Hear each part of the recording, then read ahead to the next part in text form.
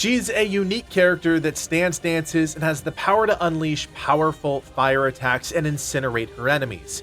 She's an orphan, introverted, and left Lumiere years before her Gamage on a mission to defeat the Paintress. My name is Kodiak, this is Legacy Gaming, and this is our guide to mastering Maelle's Phoneix build in Expedition 33.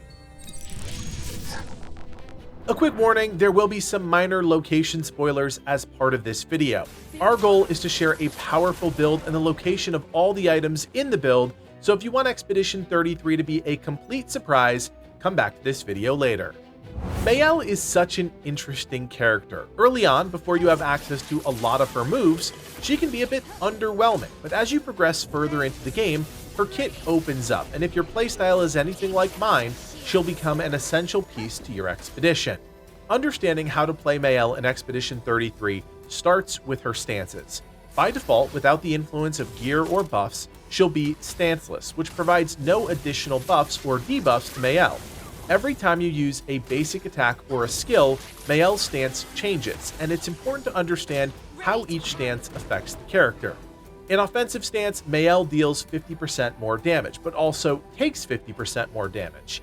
In defensive stance, Maelle takes 50% less damage and gains 1 AP per parry or dodge. Finally, in virtuose stance, Maelle deals 200% more damage.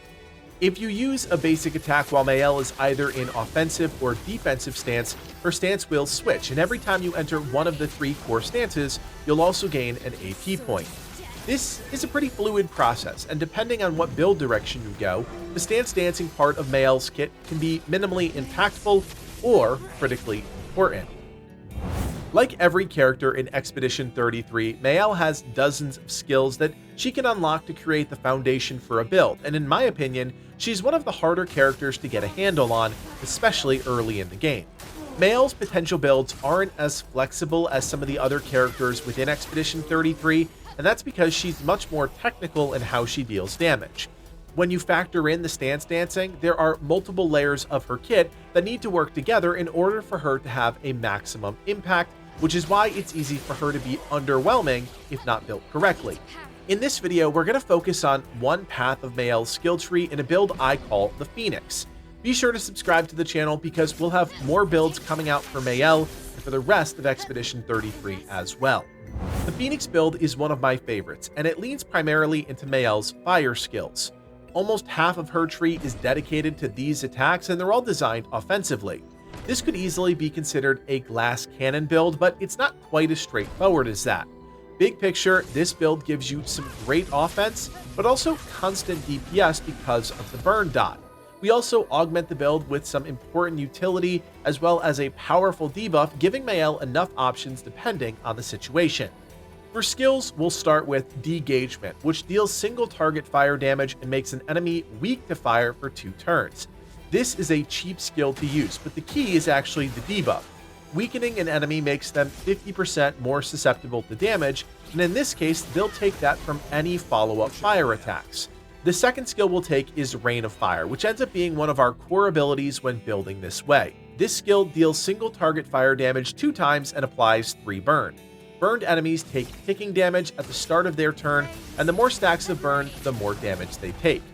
Taking this one step further, we'll take Combustion, which hits 2 times and deals single target physical damage. The kicker is that Combustion can consume up to 10 burn to increase the overall damage of the attack. With the help of some Pictos and Lumina, this will be easy. To pair with all that firepower is Swift Stride, which is a physical attack. It deals low damage, but when it's used against an enemy that's burning, it changes Maelle into her virtuose stance, thus increasing the damage of her next attack by 200%. This is a setup ability that should be followed by a 10-stack Combustion whenever possible. The second to last skill we'll want to take is Guard Down, which applies defenseless on all enemies for 3 turns. Finally, to round out the build, we'll take Breaking Rules, which is almost required for every Maelle build. This is a single target physical attack that hits twice, but what makes it special is the fact that when used, it destroys all of a target's shields, gaining 1 AP for every shield destroyed. If the target has defenseless on them when you use Breaking Rules, Maelle gets to immediately play a second turn. I find this build to be incredibly solid and rather straightforward, which isn't exactly the case with other Maelle builds. De-engagement is a fantastic opening attack, especially against enemies that are resistant to fire. By applying weakness to them, they'll instantly become susceptible to your attacks. If enemies are already weak to fire and it's not as big a priority, then consider using Guard Down off the bat, applying Defenseless instead, which accomplishes a similar goal but has broader implications for the whole team. After that, it's just a matter of applying Burn with Rain of Fire and then using Combustion whenever you can in Virtuose stance, taking full advantage of the extra damage and 200% damage boost. Breaking rules should be used whenever an enemy protects itself with shields, and while there are other expeditioners that can handle shields, Maelle is easily the best at removing them in one fell swoop. As far as weapons go for this build, there are two clear options. First is Brularum, which you get super early on in the game after defeating the two enemies at the base of the giant anchor in the Flying Water Zone. This weapon's elemental affinity is fire and scales off agility and luck. At level 4, critical hits apply burn. At level 10, base attacks apply 2 burn, and at level 20, you have a 100% chance to crit while stanceless. All three of these passives fit nicely into this build, naturally enhancing it without you having to go out of your way to make your playstyle fit the weapon.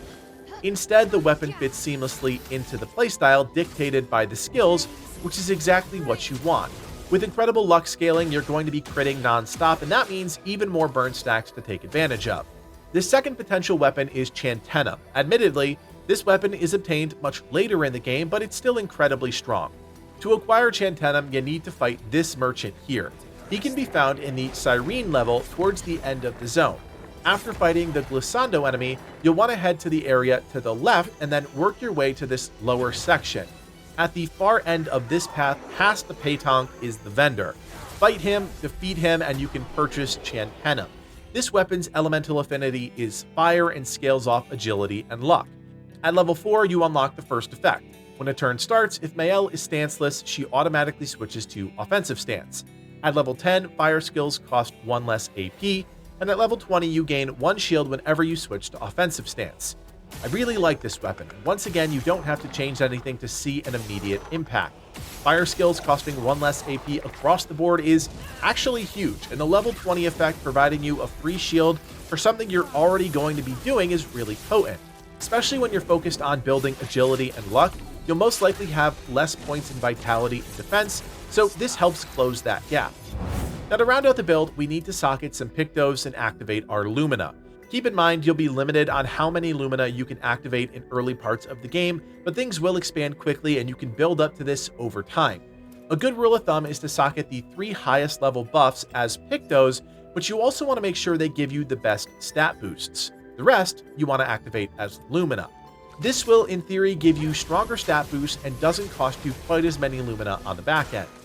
If you need a deeper dive on Pictos and Lumina and how they all work, don't forget to check out our Wish I Knew Sooner tips and tricks video where we break that system down in depth.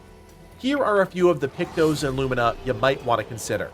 Painted Power, which you unlock at the very end of the main storyline right before the epilogue. This allows you to deal damage past 9,999 and is a critical endgame buff. Breaking Burn is another great choice. This is found in the overworld on a small plot of land far west of Minoko Station. Breaking Burn increases break damage on targets that are burning by 25%. Raider Defenseless is another good choice. This works in tandem with your Guard Down ability, further increasing the damage enemies take when debuffed.